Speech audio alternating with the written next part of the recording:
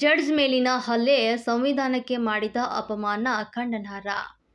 Judge ಮೇಲೆ ವಕೀಲರೋರ್ವರು ಮಾಡಿರುವಂತಹ ಹಲ್ಲೆ ಖಂಡನಾರ್ಹವಾಗಿದೆ ಅಂತ ಆಕ್ರೋಶವನ್ನ ವ್ಯಕ್ತಪಡಿಸಿದ್ರು. ಅದು ಸಂವಿಧಾನಕ್ಕೆ ಮಾಡಿದಂಥ ಅಪಮಾನವಾಗಿದ್ದು, ಘಟನೆಯನ್ನ ತೀವ್ರವಾಗಿ ಖಂಡಿಸುವುದಾಗಿ ಕೂಡ್ಲಿಗಿ ವಕೀಲರ ಸಂಘ ಸ್ಪಷ್ಟಪಡಿಸಿದೆ.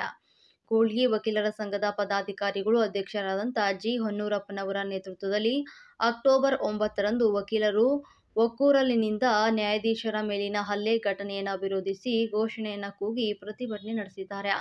ತಹಸೀಲ್ದಾರರ ಮೂಲಕ ಹಲ್ಲೆ ಮಾಡಿದಂಥ ಆರೋಪಿ ವಿರುದ್ಧ ಕಾನೂನು ರೀತಿ ಶಿಸ್ತು ಕ್ರಮಕ್ಕೆ ಒತ್ತಾಯಿಸಿ ಹಕ್ಕೊತ್ತಾಯ ಪತ್ರ ನೀಡಿದ್ರು. ಈ ಸಂದರ್ಭದಲ್ಲಿ ವಕೀಲರ ಸಂಘದ ಪದಾಧಿಕಾರಿಗಳು ಹಾಗೂ ಸರ್ವ ಸದಸ್ಯರು ಭಾಗಿಯಾಗಿದ್ದರು. ವರದಿ ವಿಜಿ ರುಷವೇಂದ್ರ, ಕೂಡ್ಲಿಗಿ.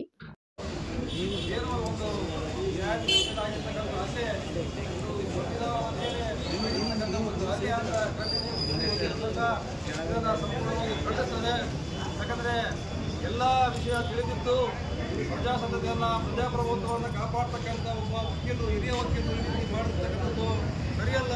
ಅವರ ಕ್ರಮವನ್ನು ಕೂಡ ಖಂಡಿಸ್ತಾ ಅವರಿಗೆ ಆ ತಪ್ಪಿತಸ್ಥರಿಗೆ ಗುಣದ ಒಂದು ತನಿಖೆ ಆಗಬೇಕು.